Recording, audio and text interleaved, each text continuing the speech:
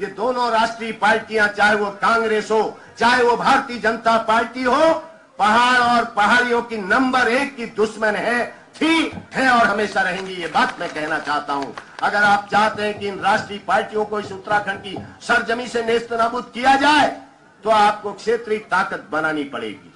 एक बार जब आसाम में क्षेत्रीय पार्टी आ सकती है, नागालैंड में आ सकती है, मिजोरम में आ सकती है, महाराष्ट्र में आ सकती है, तमिलनाडु में आ सकती है, उड़ीसा में आ सकती है, चंद्रबाबू नायडू की सरकार वहां विकास की नई धारा बहा सकती है, तो क्या कारण है कि उत्तराखंड में क्षेत्रीय राजनीतिक दल सत्ता में क्यों नहीं आ सकता? यह भी आज की बहस का मुद्दा होना चाहिए। हमेशा लोगों ने बहुत छोटा सोच क्या हुआ?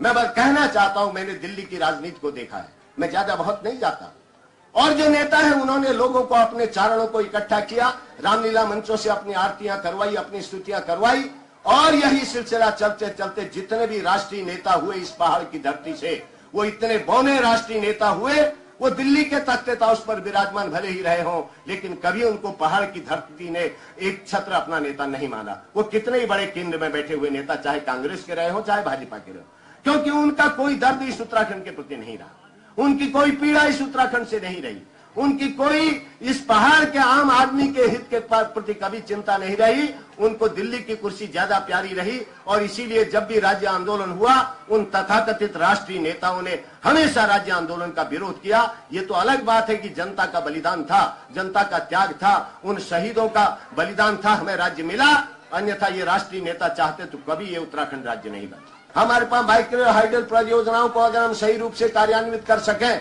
तो आज उत्तराखंड सिर्फ लघु पनबिजली योजनाओं के माध्यम से ही पूरा राज्य आत्मनिर्भर बन सकता है। हमारे पास सारे खनिज हैं, हमारे पास कृषि का इतना विशाल उत्पादन है, आज भी पूरे उत्तराखंड को खिलाने के बाद 10 लाख टन से ज्यादा नेशनल पूल में जाता है। उसके अलावा ऐसा पर्यटन का क्षेत्र पूरे हिंदुस्तान में कहीं नहीं है जहां धार्मिक पर्यटन है, जहां आध्यात्मिक पर्यटन है, जहां नैसर्गिक पर्यटन है। उसके अलावा हर क्षेत्र में उत्तराखंड अपने में सक्षम है।